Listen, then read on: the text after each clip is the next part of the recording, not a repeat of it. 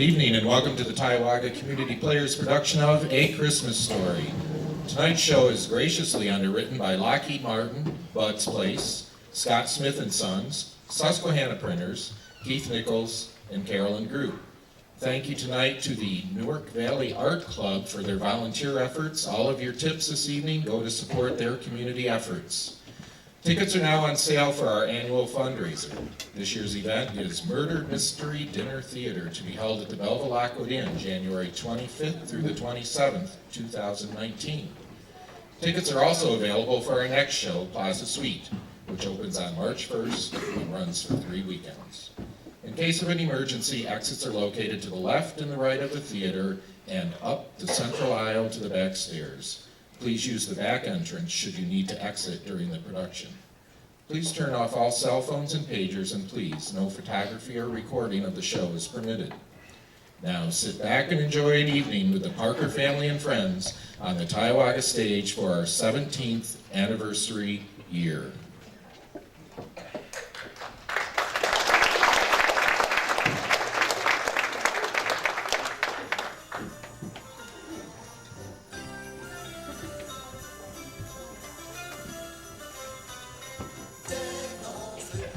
Tis the holiday season, and Christmas fever is upon us. Windows are garlanded red and green, yards are alight with plastic reindeer, and million crowds of shoppers fill the streets, stores, and malls. I put up my tree last week. Had to assemble it first. Then I threw an artificial Yule log on the propane-augmented fire and began to reminisce of Christmases past. The holidays tend to do that. I found myself remembering another Christmas, in another time, another place. And here it is. The house on Cleveland Street in Holman, Indiana, where I spent the festering years of my childhood. Yes, sir, Holman, Indiana. Rag and bacon lots, American Legion halls, and bowling alleys, woven together with a compact web of high-tension wires, sewer pipe, and telephone wire. This time every year, the wind would come screaming over frozen Lake Michigan, laying down great drifts of snow. The air would crack and sing. The power lines would creak under caked ice. Christmas was on its way. Lovely, beautiful, glorious Christmas around which the entire kid year revolved. Hey, Schwartz, wait up! Flick and Schwartz, my two best friends. Hey, you started any Christmas shopping yet? Yeah, most of it finished. Man, you're done early. What'd you get? I haven't figured out what to get for my mother yet. What'd you get? Ah, that's my sore arm.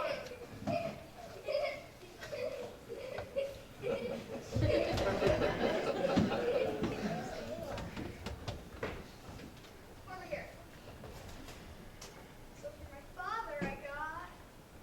Oh, man. A new flick gun. The sheer creative brilliance of it was staggering. In the land of the rolled newspaper and wire fly swatter, the man with a flick gun was king. Know what I'm getting for my father? What? A rose that squirts. Wow. We'd all seen these magnificent appliances down at Pulaski Candy Store. Bright red celluloid with a rubber bulb for pocket use, a gift anyone would treasure. Ralphie, come down to breakfast. You'll be late for school.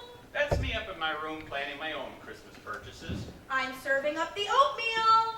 I haven't settled on my mother's gift yet. It would either be a perfume atomizer with golden lion's feet or a string of plastic beads the size of walnuts. It wasn't an easy choice. Here's your oatmeal, Randy. Oh, Randy. For my kid brother Randy, I narrowed it down to a plastic water pistol, a rubber dagger, or a tin Zeppelin with little wheels and a friction motor. You have to be careful picking out a gift for your kid brother. If you get him something you've always wanted, it can lead to bad blood. I, myself, was lukewarm on plastic water pistols, rubber daggers, and tin Zeppelins, so which one I chose was safe. Get out of here, you baby mutt! I'm trying to get to the door! Get out of here! Leave me alone! Our hillbilly neighbors, the Bumpuses, had at least 785 smelly hound dogs who ignored every other human being on earth except my old man. Whenever the old man would show his face outside, the Bumpus hounds were after him. I said leave me alone! Clear away to the door! Get out of here! Come on, get out of here! Jeez! See what those lousy hounds did to the hedges out there?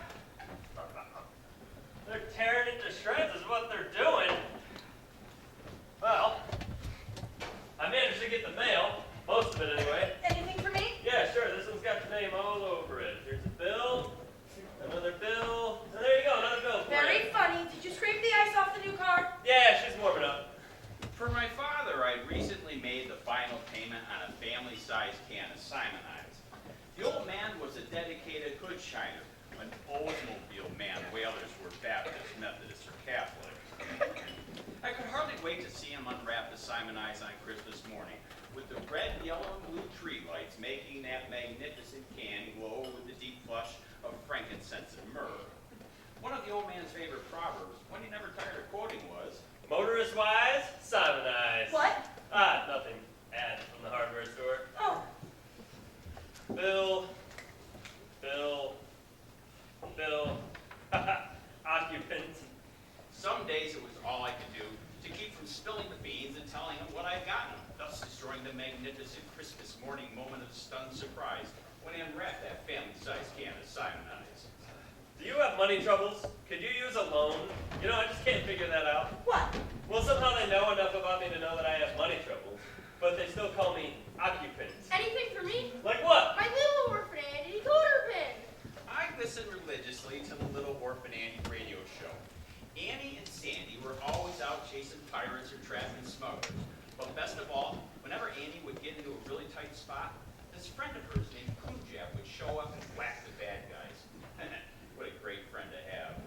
Sorry, nothing from Little Orphan Annie today. At the end of each broadcast, Little Orphan Annie's announcer called out a string of numbers. Kids all over the country translated those numbers into the secret coded message, getting the real truth straight from Little Orphan Annie. Every day without a decoder pin postponed my spiritual and intellectual growth. Come eat your oatmeal. To a kid, the time it takes to get something you sent for the mail is longer than the time it would take to build a pyramid single-handedly with a number 3 erector set. The one without the motor. No, Randy, don't play with your food. Eat it. Most mornings, my kid brother wore more oatmeal than he ate. He was a notoriously picky eater, been known to go for years without taking on provisions. You stop that noise, and you eat your food, or I will give you something to cry about. My mother was more subtle. Randy, how does the little piggy go? That's right. How does the little piggy go? How does the little piggy go? Now show me how the piggies eat. There's a new trough. Go on, show me. Oh, mommy's little piggy, eat it all up.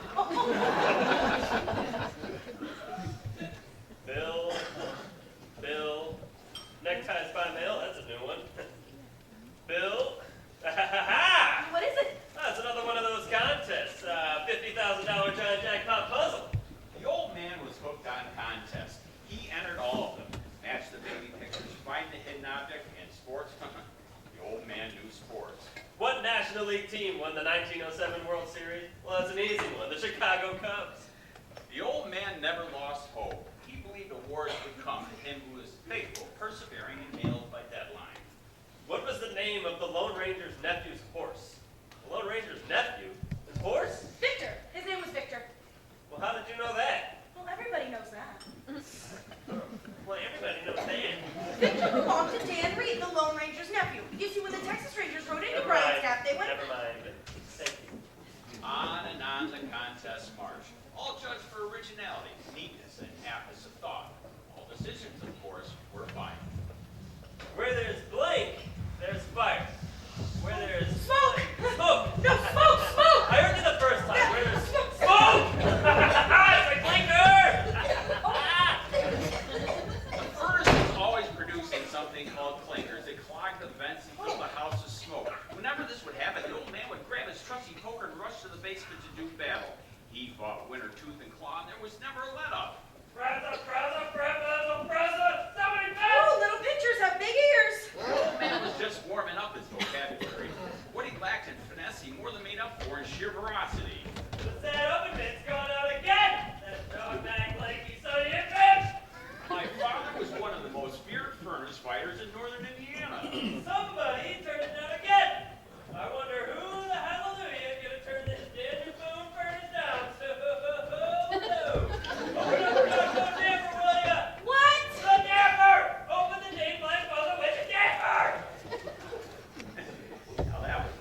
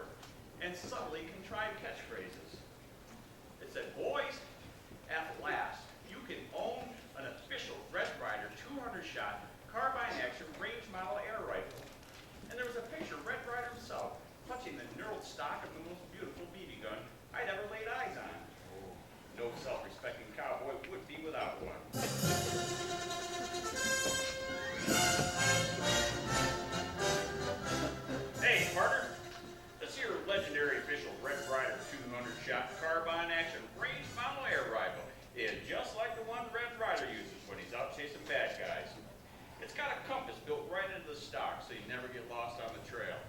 And there's an official Red Ryder sundial for telling time in the wilderness, too. It's a real straight shooter. You just look down the barrel of the special clover-leaf sight and pull the trigger. You can't miss. You can't miss. It's great for shooting targets and varmints. And hey, partner, tell Dad makes a swell Christmas gift, too. And supplies are limited, though, so you better hurry over to your local dealer right now. You don't want to be left out. I don't want to be left out. I got it again. How about that clicker? Yeah, whip that too. Have some oatmeal. No thanks. I'll just stick with coffee. The perfect fool is also known as the Texaco blank chief. Fire. What? Fire. Fire! No, that's your answer. Ed Wynn is the perfect fool. He's also the Texaco fire chief. Oh, right. Yeah, sure. I knew that. Everybody knows that one. Open Road for Boys was a magazine that told dreams, fantasies, and incredible adventures. My dream on that particular Christmas was to be, and I fantasized adventures wherein I alone stood between our tiny huddled family and insensate evil. We're safe! It's Frosty the King coming to fight the bad guys! And he's carrying old blue, his legendary official Red Ryder carbine action 200-shot range model air rifle. With a compass! And this thing which tells time. Built right into the stock! Now don't you feel short on. We'll make sure we're these here polecats, I reckon. What do you figure up against here? Well, Ralphie the King, we sort of figure it's Black Bart and his desperados. They're packing plastic water pistols and big rubber daggers! You see, they come in by air in this giant tin Zeppelin with little wheels and a friction motor. I ain't seen the desperado alive. Stand up to me. Once again with the special clover-leaf side, gold blue. My legendary official Red Ryder carbine action, 2-shot range model air rifle with a compass and 6 cells time, built right into the stock. That's what I said. Reckon I better have a look, Steve. Oh! It's Ralph the Kid! Gold blue, his legendary official Red Ryder carbine action, 2-shot range model air rifle With a compass! With thing yourself, Tom! Built right into the stock! That was good, and not even plastic water pistols and big rubber daggers can be all blue. You win this time, Ralph the Kid. I'm heading for the border, but I'll be back. Adios, Bart, but I'm warning you. If you do come back, you'll find yourself pushing up daisies on Boot Hill. These here squadrons is under my personal protection. In the first round of the kid, you always find old blue. He's legendary official Red Ryder, carbine action, 2-shot range model air rifle with a compass and 6 cells time, built right in stock. Oh, thank you, Ralphie, thank you, Oh, thank thank you. you.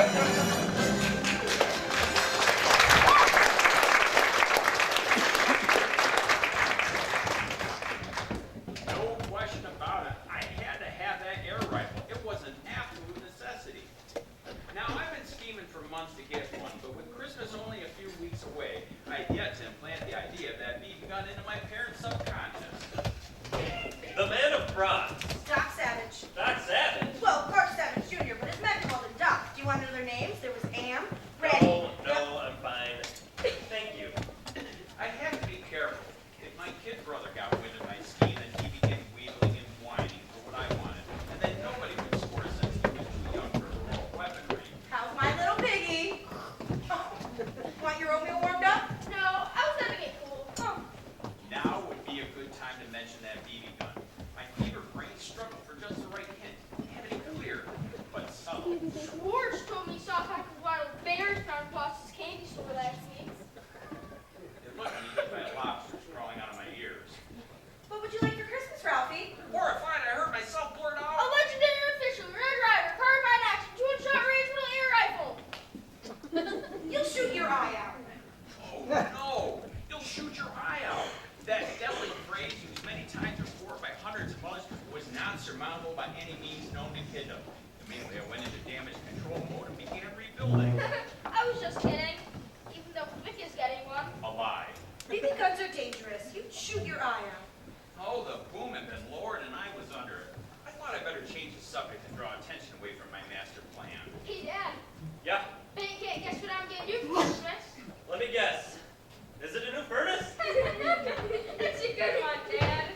So careful there, Randy. You're liable to upset your opening like yeah, never mind. Are you done, Randy?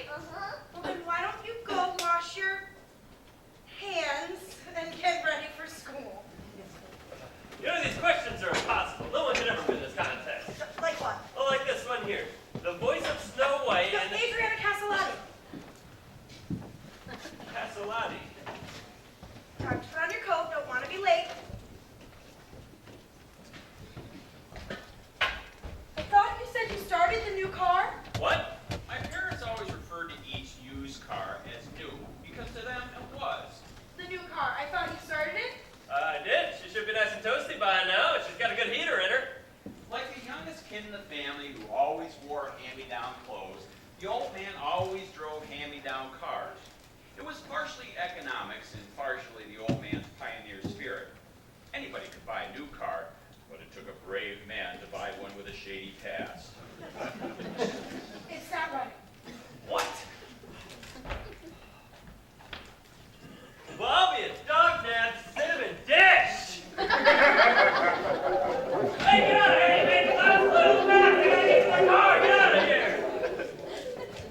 Preparing for school during a northern Indiana winter was like getting ready for extended sea diving.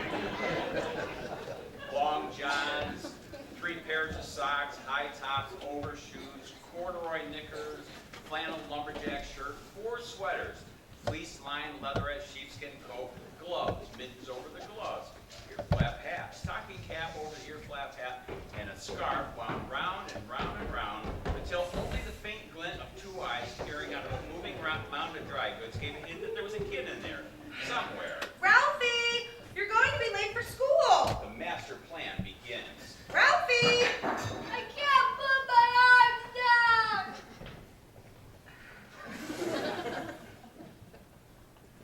No, well, put them down when you get to school. You ready to go? Uh-huh. I gotta go later. Later, Randy, come on. It was time. My mother would throw her shoulder against the door, fighting the wind as it came howling into the living room, breaking the rug with icy fury. And then, like astronauts, we were launched into frigid space, the airlock instantly sealing behind us. Scattered out over the icy wasteland, tiny but verdant shots of humanity, disguised as wilted bowling balls of feet, toiling painfully over the tundra, wobbling under the weight of frost-covered clothing, moving onward, ever onward, to Warren G. Harding School.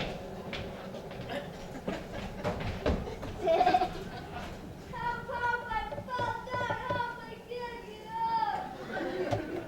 It never occurred to us to stay home from school, not even during blizzards that would have driven lesser creatures in other states to stay inside and dying on their immediate families. Help! There you go. Hold on. Careful. Winter weather was something we accepted, like oxygen, gravity, parents. Oh, and bullies.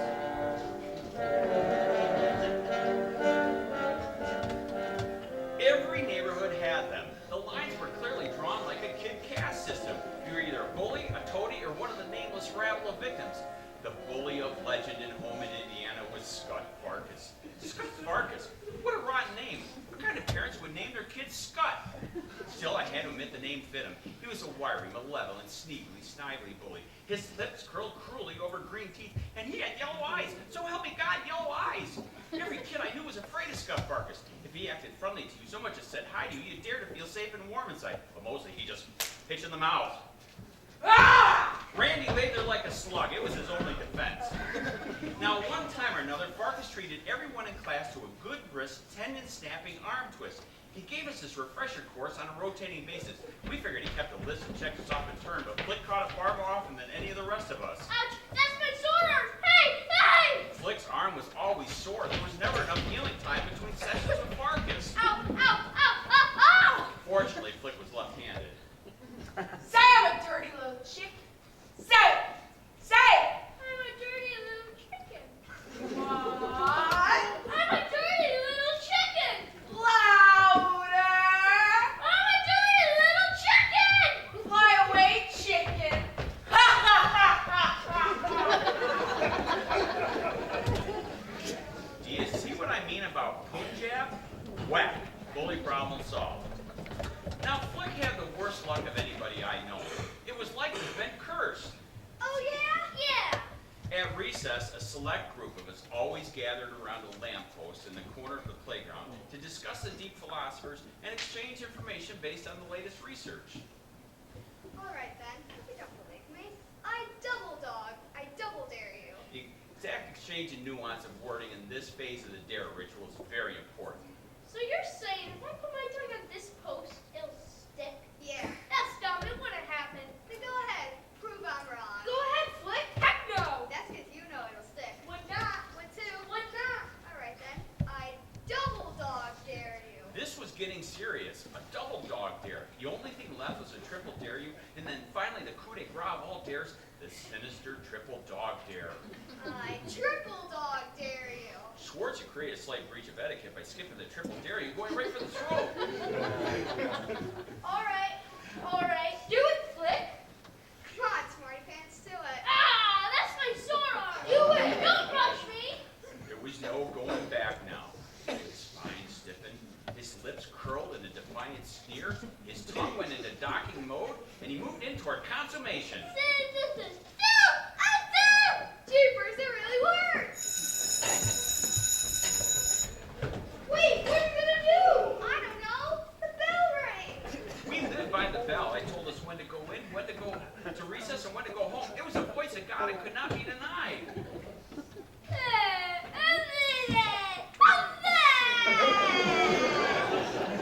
The bell rang.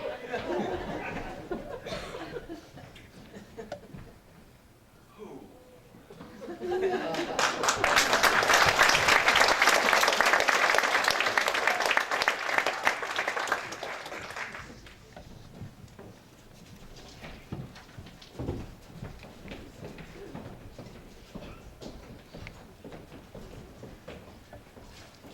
So while the virtual philosophy play is open, the apparent philosophy will always be the same. Even though Michelson morally experiment proves that Dr. Einstein's theory is seriously flawed. I still like his book though, The Principle of Relativity. It was a nice break from the Shakespeare studies. Very nice. Helen. Helen Weathers was a woman ahead of her time. To this day, there are only 3 scientists in the world who understand her 3rd grade science fair project. We boys all respected her. She demonstrated on more than one occasion she could beat us up. Now, let's see who's next. Ralph, read your... Where's Flick? Uh-oh. Has anyone seen Flick? Flick who? He was here before recess. Ralph, you know where Flick is? The last time now I'm asking, has anyone seen Flick? Yes, Esther Jane.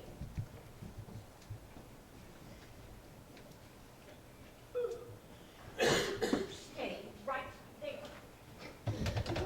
Hi, Ralph. Hi. Oh my God! Flick drew quite a crowd. First Miss Shields, then the principal, 2 police cars and the fire department. Somebody even called the power company. They all stood around discussing theories until someone stepped forward, grabbed Flick, and pulled! Freedom has its price.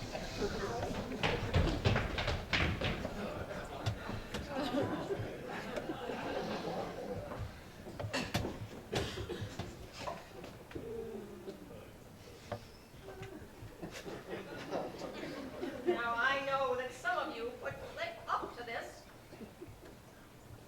Unfortunately, he refuses to say who. But those who did it know they're blamed. And I'm sure that the guilt they feel is far worse than any punishment they might receive. Now, whoever you are, don't you feel terrible? Don't you feel remorse for what you've done? Well, that's all I'm going to say. That's my sore arm. You're welcome. Class dismissed. The guilt you feel is far worse than any punishment you might receive. Adults love to say things like that, but kids know the truth. It's always better not to get caught. Now on Saturdays, I go to Pulaski's candy store with Flick and Schwartz. We were connoisseurs of the Juju Baby, licorice pipe, and root beer barrel and could spend hours making our selections. Then maybe we'd spend some time at the movies, riding the range with Roy, Gene, and Hoppy. Sunday was always family day. In the afternoon, the family would pile into the Oldsmobile, drive downtown, park, and watch the people go by. It was a never-ending ritual that never ceased to entertain the old man. Then came Monday, and at work and school, the cycle began all over again.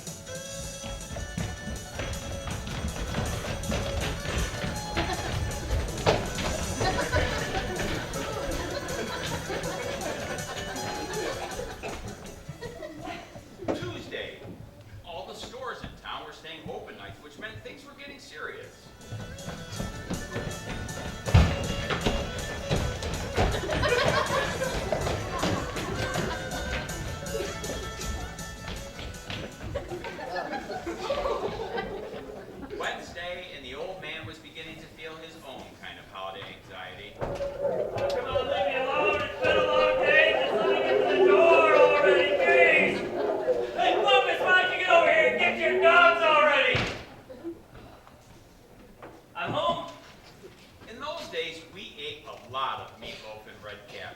It was kind of like wandering in the desert. Every once in a while you'd hit an oasis.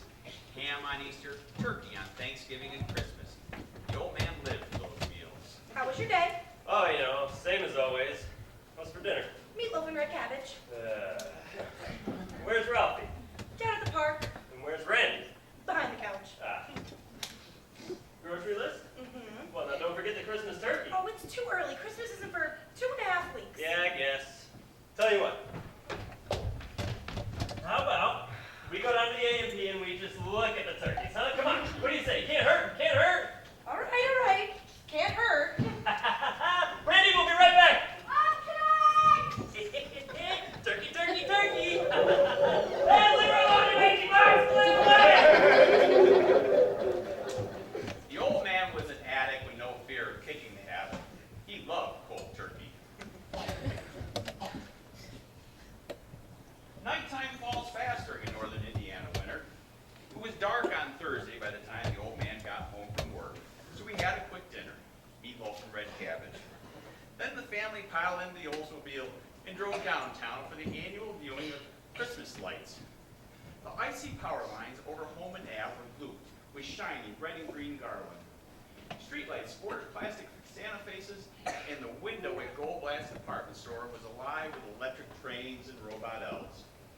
So many colors, so many toys. Oh, the magic of Christmas. After driving through the winter wonderland that was downtown Holman, we made our traditional journey to the frozen parking lot next to the Esso station to pick out the tree. Well, how about this one? Oh no, there's a bare spot. See? Well, yeah, but maybe we could, I'll handle this. Well, find what you're looking for? Oh, yeah. Yeah. We thought maybe this one here. Yeah, that there's a good one. There's a bare spot. No, that's just where it was laying when they shipped it. Oh, yeah, sure. But it's been standing up since. Yeah, but it's cold out. Cold. Froze that way. Froze. You get her inside where it's warm, them branches will thaw and it'll plump up real good. Oh, yeah. Real good. Well, all right. It's not the kind where the needles fall out, is it? No, that's embalsam. Nah, them balsams. Well, all right then. All right, so what do I owe you? Well, let's see. You got Well, now don't forget the bear But spot I there. told you. Where's Randy? I don't know. You talking about a little kid all bundled up? Yes. He climbed in under the office trailer about 20 minutes ago. Well, at least we know where he is. I saw a huge tree over there. It's about 20 feet tall. Well, yeah, but see, we're going to get this one, son. It's on sale, see, on account of a bear spot there. Okay. All right. All right, let's go. We got ourselves a tree. You folks have a Merry Christmas and don't forget to get that youngin' out from under there before you leave. The old man jammed the tree into the trunk of the car, where it was held securely in place by a tangled mass of jumper cables, wire coat hangers, burned out flashlights, rusty tools, empty oil cans, greasy lengths of rope, funnels of all shapes and sizes, and boxes of possessions taken from previous new cars, never quite integrated into the new car. And he eased himself into the driver's seat and started the engine.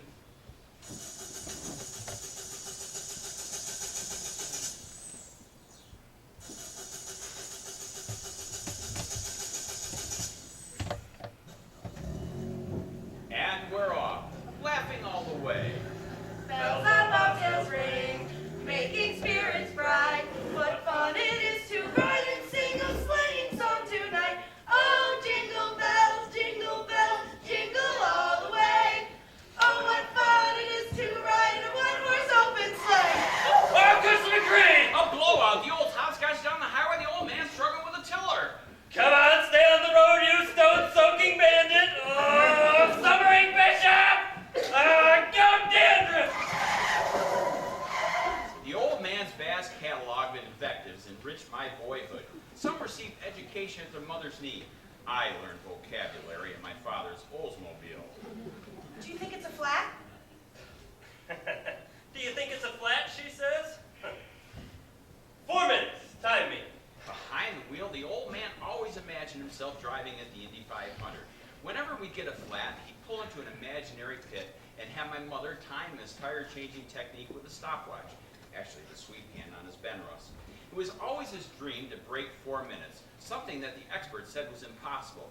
Of course, he could have shaved off precious seconds just by cleaning out the trunk of the car, but the thought never occurred to him. Now, the old man's spare tires were only tires in the academic sense. They were round, they were once made of rubber, and they'd long ago been given extreme unction. I gotta go wee-wee. Well, you should have thought of that before. Ralphie, why don't you get out and help your father? Can I? Yes, just watch for traffic getting out. It was the first time it had been suggested I'd ever help my father on anything. What are you doing here? Mom finished help. Oh, yeah? Yeah. All right, well, come around here. Yep, squat down right here. All right. Now hold this here.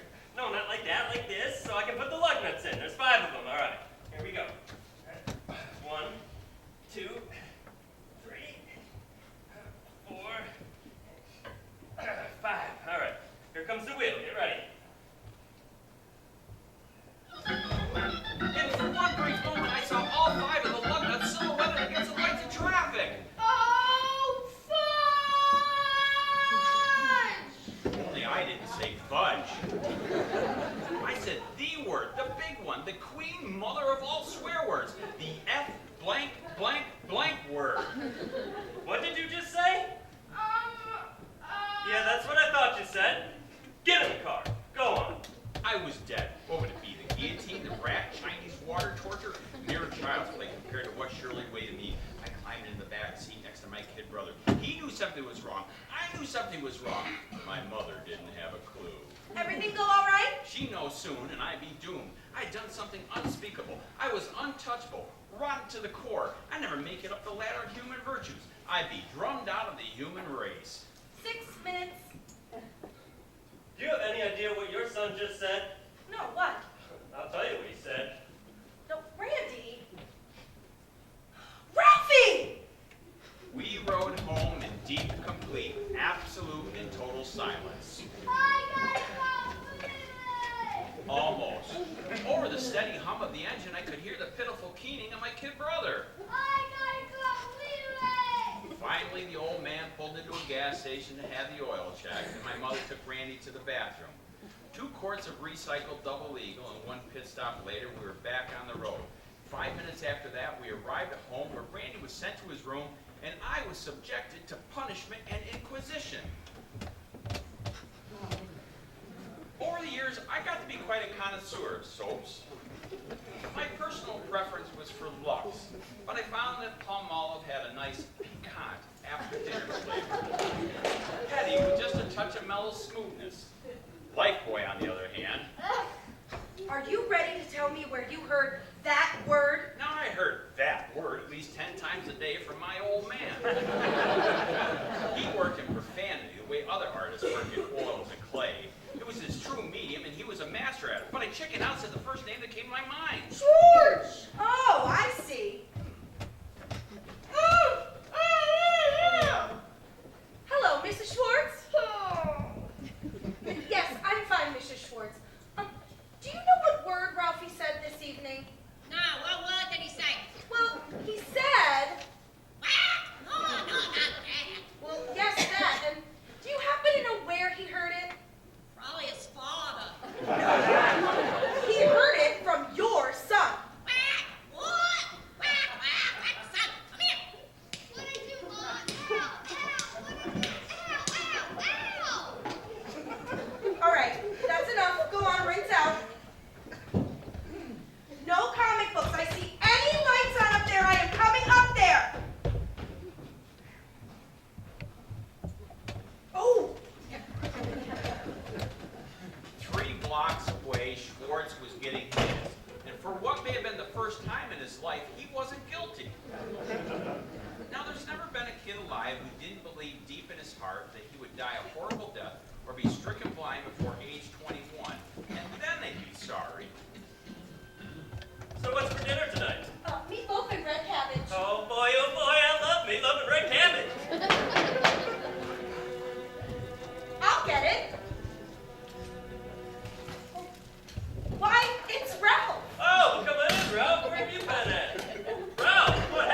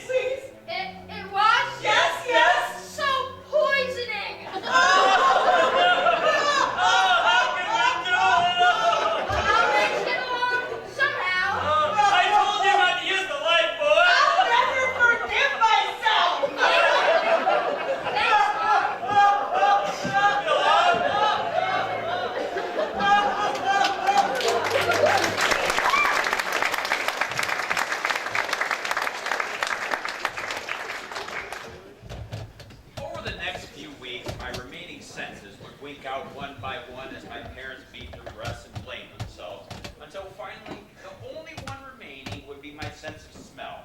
And I would write a request on my big cheap tablet for a bar of scented Lifebuoy so that I might embrace the author of my demise. With my waning strength, I would print a single word, forgiven, and the number 2 Ticonderoga pencil would fall from my lifeless fingers. The funeral would be attended by kings,